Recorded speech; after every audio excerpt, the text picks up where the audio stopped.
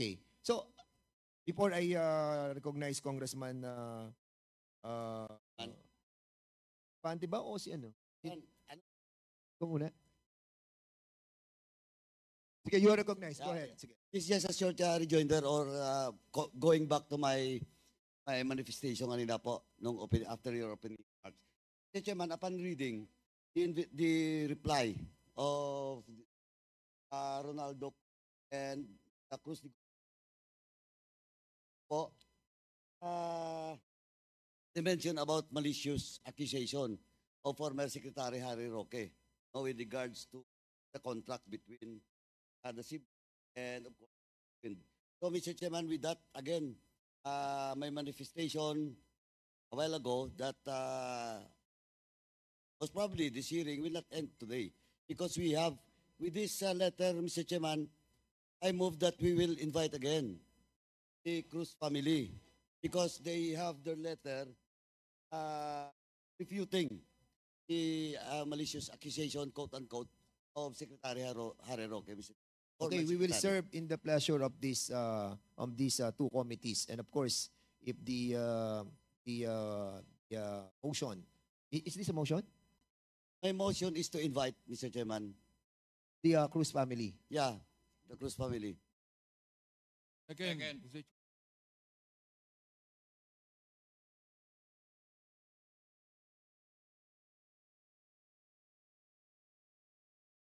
Okay, so there was a motion, no, to invite the Cruz family owns the property in Porac, and there was a second motion. Is there any objection?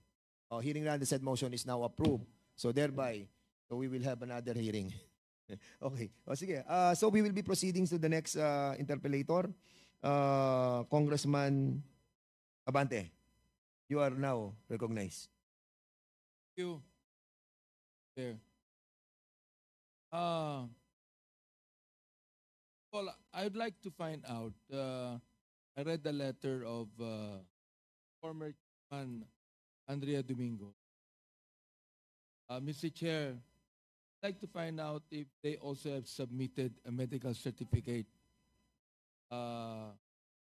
attached to her letter. Here.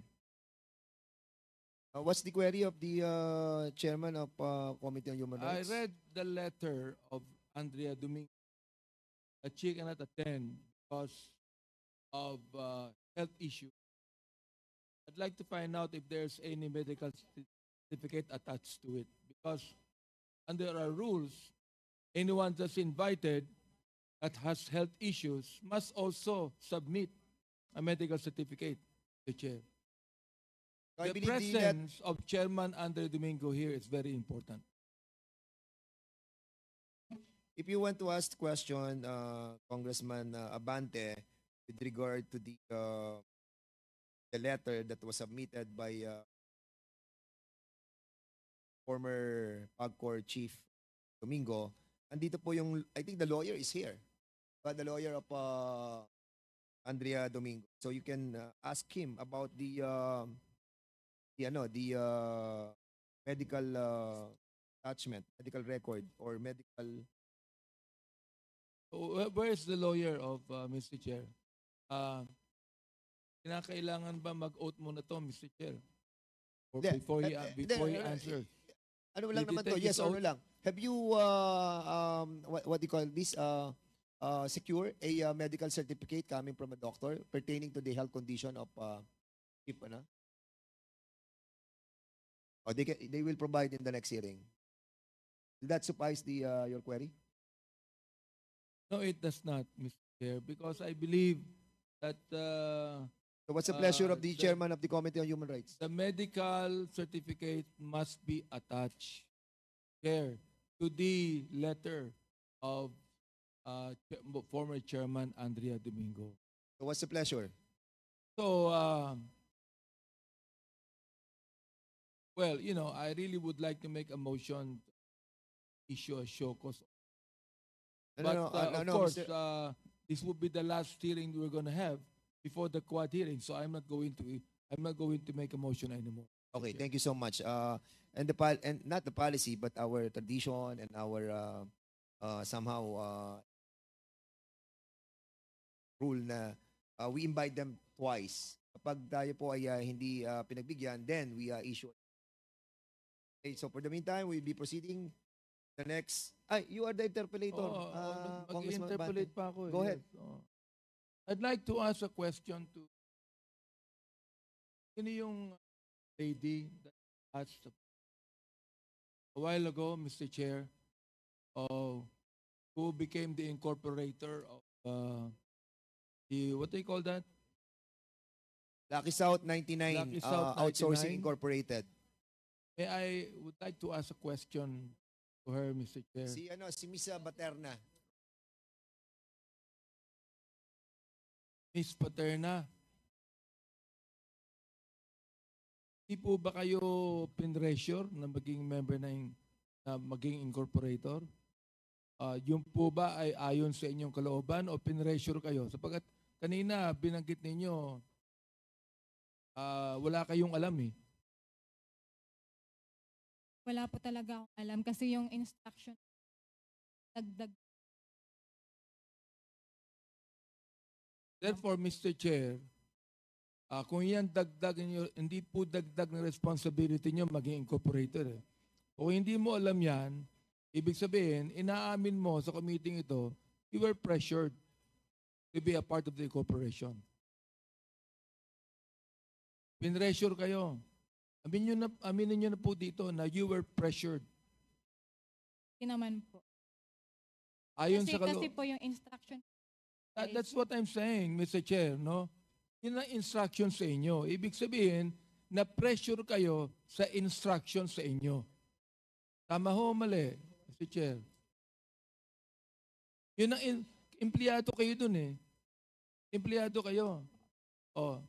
Di ba parang hindi tama na empleyado ka lang, magiging member ka ng korporasyon. Oh. Kayo ay empleyadong sumisweldo and you were instructed. Therefore, Mr. Chair, kung mag-asabi kang totoo ngayon, alright, yung instruction sa'yo, na-pressure ka na maging incorporator ng, anong company yun? Lucky South. Na-pressure ka sa instruction. Correct. Tama ba ka mali? You were instructed. You were instructed. Ibig sabihin, doon sa instruction, sumunod ka. Correct? Sumunod ka. Am I right? Pakisagot po. Pakisagot na. Apa. Yan. Therefore, kung sumunod ka sa instruction, na-pressure ka.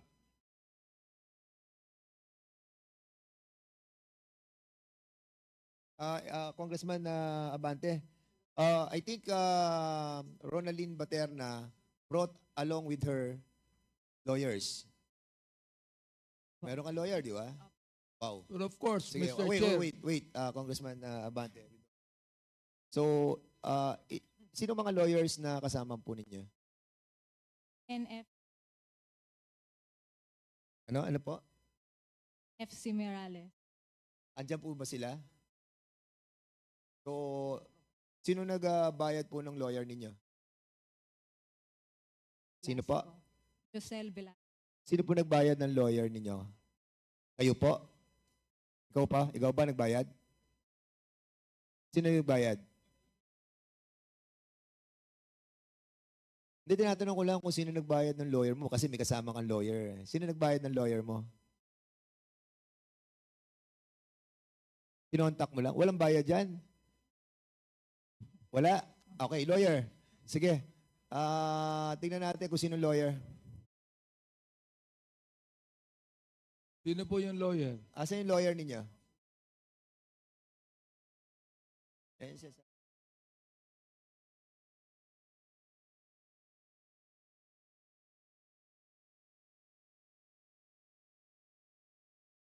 Can you kindly sit beside the Ronaldin Baterna?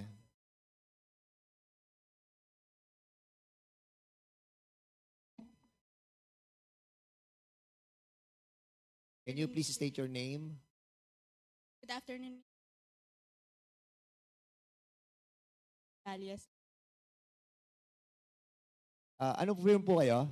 Anong firm? Law Eh, firm? NFC alias Law. Sino pong nag-hire sa inyo?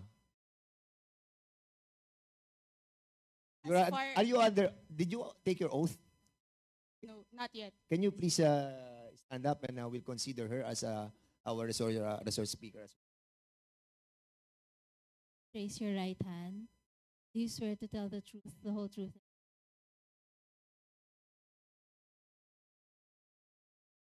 Okay, sa attorney. So, sino po nag-hire sa inyo?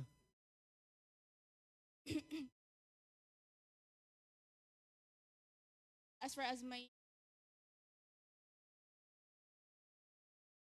Lucky South, yes, 99. Na Yes, Mr. Sabi kasi ni Baterna, ni Miss Baterna, kinontak lang daw kayo. So, sino kumontak sa inyo? Lucky South 99 o si Miss Baterna? sir, I am only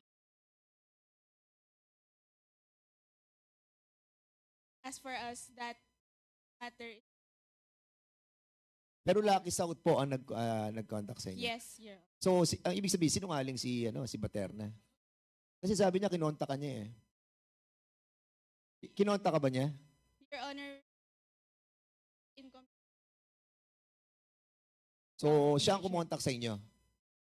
contact. We were in. Siya ba yung kumontak o other people from the Lucky South 99? Siya ba o others? I am not privy, Mr. To. Di ba you will be representing the Lucky South 99, and you must know the details about your representation. And I think it is incumbent upon you to know all the details. It's like going to the battle without ammunition. Attorney, I'm not an abogado, pero ako kapag humaharap ako sa gera, I'm full of bala, di ba? You should also, di ba? So simple lang naman yung tanong namin eh, di ba? Yes. O sino Yes, yung Mr. kausap niyo po sa Lucky South 99? Can you kindly ask your boss?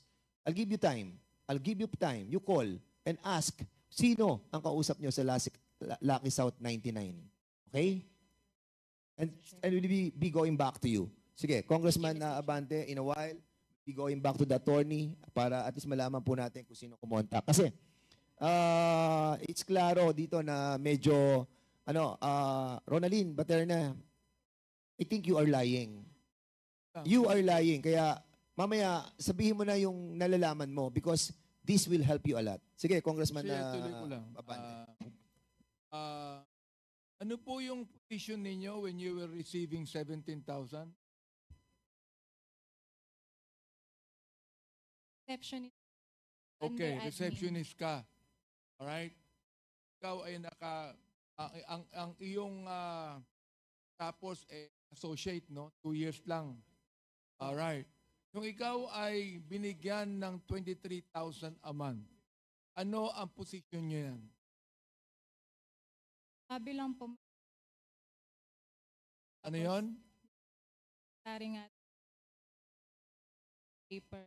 So, ibig sabihin, yung 23,000 pesos a month na tinatanggap mo, ang iyong position is corporate secretary ng korporasyon. Yun po ba? Admin pa rin, under admin. Sandali lang, hindi mo ko sinasagot ang maayos eh. Alright. Kaya mo kanina, Mr. Chair, ikaw ay naging corporate secretary at dahil dyan, itinaas ang sweldo mo ng 23,000. Tama. Therefore, kung corporate secretary ka, hindi ka lang sa admin. Ikaw ay corporate secretary ng korporasyon. Tama, mali? Okay. Yung ba, alam mo o hindi mo alam? Hindi po. O, Kasi, see? Ibig sabihin, Mr. Chair, kung hindi mo alam yan, na-pressure ka. Pinressure ka, na-pressure ka. Mr. Chair. Sagutin mo lang kung tama o mali. Na-pressure ka. Tama. Hindi po. Teka. Alam mo, under oath ka, di ba? You're under oath. You're under oath. Alam niyo bang ibig sabihin ng under oath? Opo. Na magsasabi ka ng totoo. Alright. Now, sa akin, Mr. Chair, Ang nagsasabi ng totoo, sapagkat Luca, ikaw ay na-promote bilang corporate secretary ng korporasyon, hindi ng admin. Hindi mo alam. Therefore, kung hindi mo alam, ginawa kang corporate secretary ng korporasyon na hindi mo alam, sabihin na pressure ka. Hindi naman po kasi nga po pagkakaalam ko, clerical. Mr. Chair, I think that uh, me, Terna, is even confused on her position, that I believe she was pressured and that she is not actually right. I do not know if her lawyer was the one that told her that. Anyway, I would like And for to... your information also, Congressman Benny Abante, that the same law firm na naging lawyer ni Paterna is also the one who filed a motion to quash the search warrant na isinerve po sa PORAC. So sila rin po yung NFC law firm, Reales Law Office. And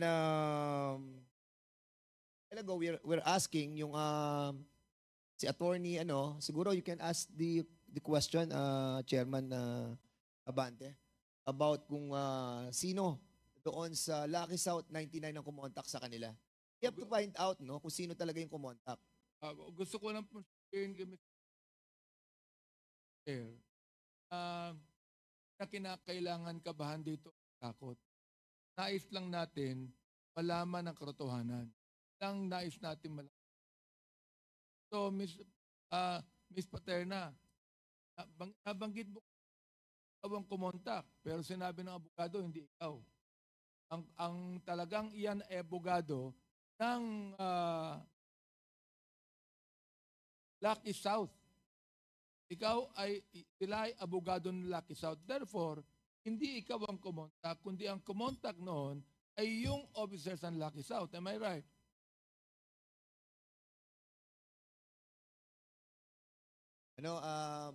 Alam. Ronaldin Baterna, again, alam mo, baka we will be forced to cite you in contempt, kasi kanina nagsinungaling ka na sinabi mo na ikaw ang kumontak, But unfortunately, the line of questioning of Congressman Abante leads to something, pero you're refusing to answer. And alam mo, kung bago ka lamang dyan, we will be considerate. Kasi 5 taong ka na dyan . Like for example, to sila Julian Linsangan, Edwin Siang, Marion Ryan Chua. Bago lang po ba kayo o nagtatrabaho din kayo sa kanilang kumpanya, sa other companies? Wala kayong connection sa mga companies na to? Yeah, so identity theft yung kanila. Well, si Julian Lansangan, si Edwin Siang, si Marion Ryan Chua, kasi sila yung mga bagong incorporators ng Lucky South 99 Corporation. Kasi you have to understand that yung Whirlwind, yun yung sa real estate, yung nagpapagawa ng development. Pero pagdating sa pagkuha ng lisensya sa PAGCOR, ang ginamit po na nilang una ay Lucky South 99 Outsourcing Incorporated. And then nag-file sila ng articles of incorporation na citing all the amendments. At ang pinalit nila sa Lucky South 99 Outsourcing Incorporated ay Lucky South 99 Corporation. So, yun na po yung bagong pangalan. Kasi nga, hindi na-aprobahan sa PAGCOR yung Lucky South 99 Outsourcing. Kaya ang ginawa po nila, nag-file sila ng amendment at binago nila yung mga incorporators. At doon pumasok sila Julia, sila Linsangan. Doon kayo pumasok sa Lucky South 99 Corporation. Am I correct?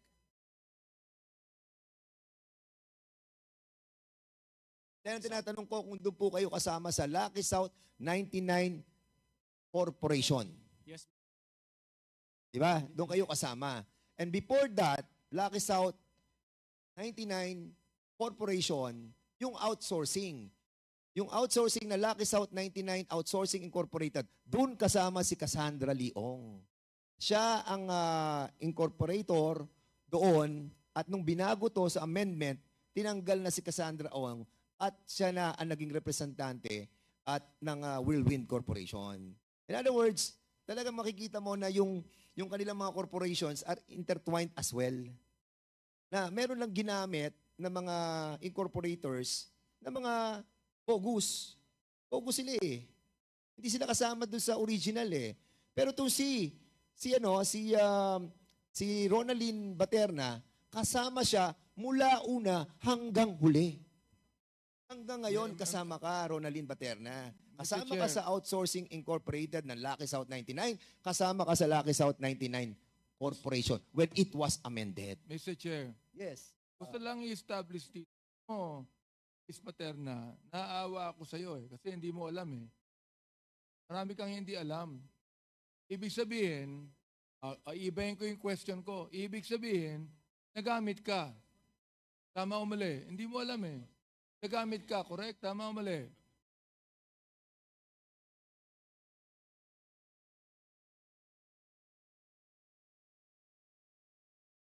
Ano po yun? Ano po yun? Ado lang. So, Look, parang wala po akong alam. Ang korporasyon po na kinabibilangan ng mga foreigners, ang 60% po niyan dapat Pilipino. Ang 40% dapat foreigners. So ilan po ang share ninyo? Ilan ang share ninyo sa korporasyon na yan? Wala po. So corporate secretary ka, incorporator ka, pero wala kang share, correct? Sino ang may hawak ng 60% share? Hindi ko po alam. Sino ang ibang Pilipinong incorporator dyan? Hindi ko po sila kilala. Share, may establish dito, hindi niya alam kung sino yung mga Pilipino incorporator at hindi niya alam dapat ang korporasyon sa Pilipinas merong 60% share ng Pilipino, 40% ang share ng foreigner. Sino po yung foreigner na merong share dyan na incorporator? So hindi mo yun alam kung sino yung Chinese na incorporator dyan. Hindi mo kilala kung sino ang presidente at chairman ng korporasyon? Hindi po. So, corporate secretary ka, ikaw ang nililista ng lahat, ikaw ang nagre-record ng lahat, pero hindi mo alam ang pangulo ng korporasyon. Hindi po, kasi hindi po. Kaya Mga lang, papel. ikaw ang corporate secretary, Mr. Chair. So ito establish natin, hindi mo kilala ang presidente ng korporasyon. Hindi mo rin kilala ang chairman ng korporasyon. Hindi po. Hindi mo rin kilala ang mga Filipino incorporators. Hindi rin po. Mr. Chair, nasubmit ko sa committee ito ang testimony ni Ms. Paterna na siya po ay ginamit at na-pressure kahit hindi niya inaamin. Congressman Abante, I think this person is withholding her knowledge about a lot of things. I truly believe on that. Why? Because she's been there for 5 years. 5 taon na sila magkakasama. At kung titignan mo ang mga dokumento, mula nung una na ginawa pa lamang po yung Lucky South 99 Outsourcing Incorporated, isa na siya doon. Naging Lucky South 99 group pa yan. Tapos naging corporation. And now, you're denying na wala kang alam. And I believe dito medyo pinaiikot tayo nito. And I'll be holding back, no? Yung ating nararamdaman sa ngayon because medyo itong si Ronaldin Baterna being there for the longest time, no? We don't believe that you don't know the president. You don't know the members. You don't know the other incorporators. You don't know Cassandra Ong? Sandra Ong, kilala ko po. Gaano mo na siya katagal kasama? Nakakita mo siya, nakakausap. Hindi, Hindi mo siya nakakausap for 5 years? hindi po. Alam mo, nagsisinungaling talaga tong batang to. Mr. Chair, And I believe that may kalalagyan ka rito, Baterna. Maniwala ka sa akin because you've been there for so many years. Mr. Chair, Alam namin na meron kang alam. To be honest. Mr. Chair, Yes, Congressman Abante. I would disagree with you on holding back. I'd like to make a motion that we put Ms. Paterna in contempt, this committee, until such time that she tells us the truth about the corporation. So I move, Mr. Mr. Chairman. Mr. Chairman. Mr. Chairman. Congressman, Thank you, Mr. Chairman. Anyway, Ms. Paterna, may motion na po. Naintindihan mo ba yung contempt motion ni Chairman Pante? Do you understand? Alam mo po ba yun? Ito, kasi Ms. Paterna, as far as I understand, pag sinight ka ng contempt dito sa House, you will be detained. Oh? Ngayon, yung contempt is part of our internal rules, Section 11 of our internal rules. At alam mo ba yung violation mo? Your violation is paragraph C of our internal rules, Section 11, paragraph C, refusal to answer important questions from the members of this committee. In short, you are lying. Pasensya na po kayo. First time ko po. Hindi, Tsaka hindi kaya po nga, ako kaya nga sanay. in-explain ko sa iyo. So you now understand the consequences of your refusal to answer pertinent questions.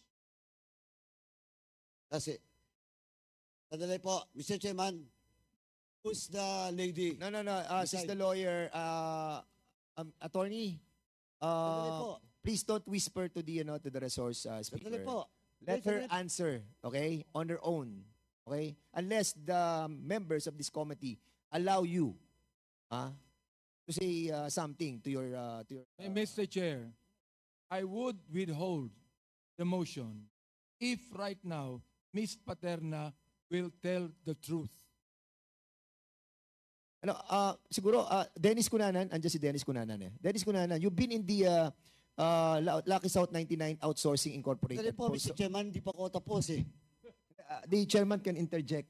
No, I am just... Yes, I recognize you. I do not want to Yes, hear...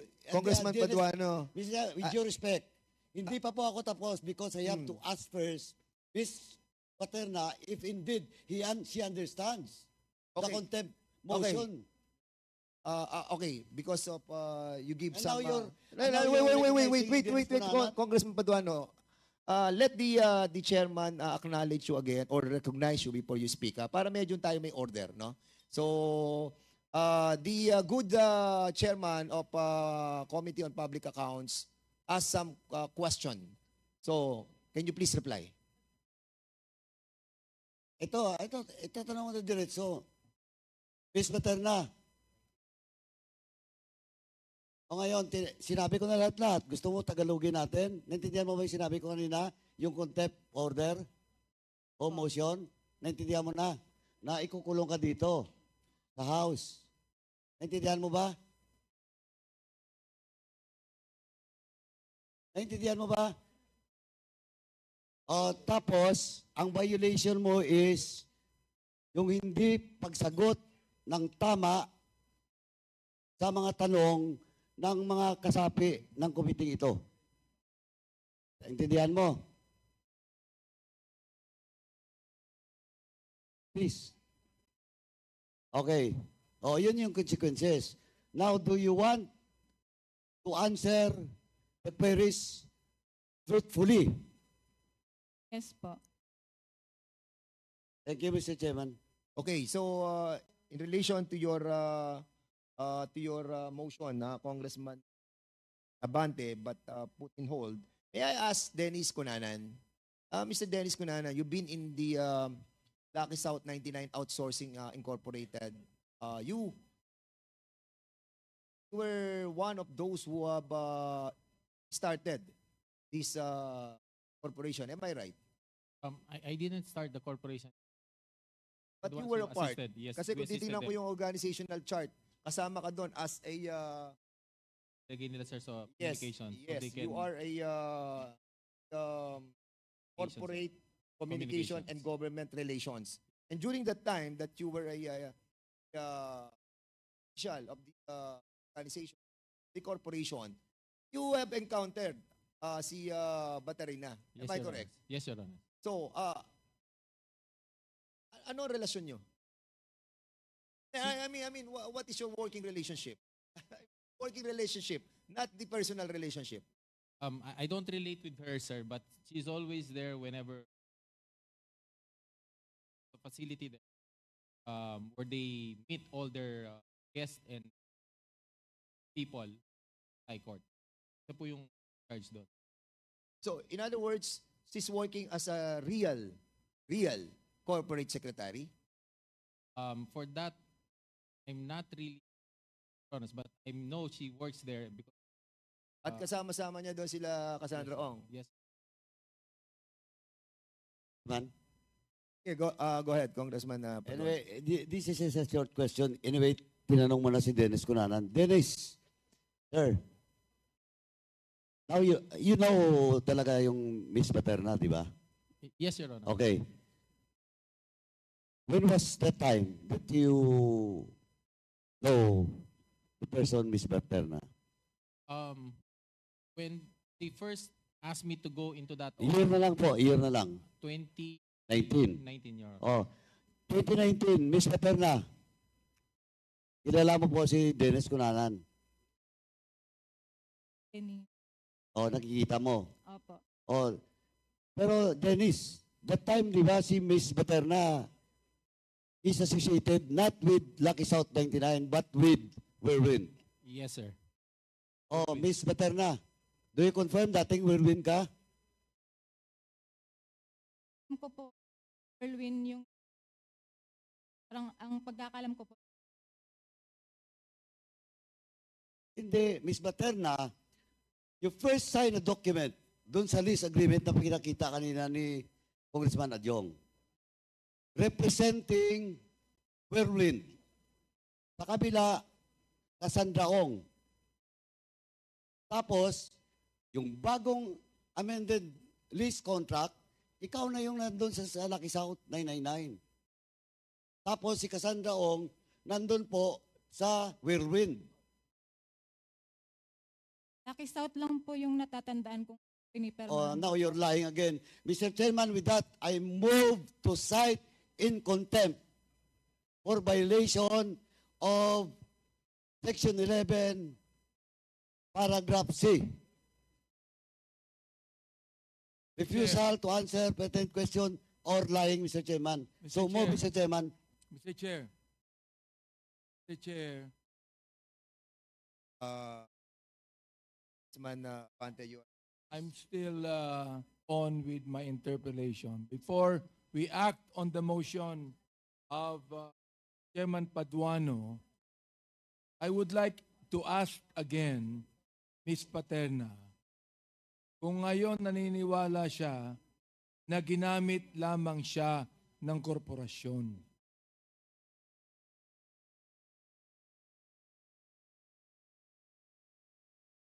Will you answer, please?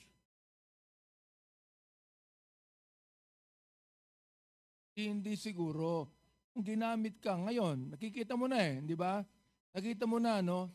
Hindi ka naman bobo matalino ka So tinatanong kita, kung ngayon na-realize mo na ginamit ka ng korporasyon. Yan, okay, Mr. Chair. I'd like to manifest that Ms. Paterna has finally admitted that ginamit lamang siya ng korporasyon. Does Mr. Dennis Cunanan agree with that? I suppose so, Your Honors, because of You're not supposed to. You better tell me Yes, Your right Honor. now. Yes, Your Honor. Yes, okay. So therefore, Mr. Chair, I also have to manifest that Mr. Cunanan also said that he agrees with Ms. Paterna, admitting that Ms. Paterna ginamit lamang siya ng korporasyon. So, shall we proceed with the motion, Mr. Chair? Chairman, Okay, go ahead. Are you done, Congressman Abante? So, I'm asking if we should proceed with the motion. Yes. well, there's a it was- motion to Yeah, cite her. it was Chairman Paduano who made the motion. If I would like to ask if Chairman Paduano No, would like I to think proceed with the the motion. rule will bear us out. The first who did the motion was Congressman Abante. So we will be not considering.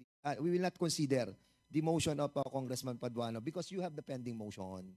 So, but before we proceed, the chair would like to acknowledge the presence of our Senior Deputy Speaker, Don Gonzales. Sir, Mr. you Chair, you are Mr. Chair, acknowledged. Wait.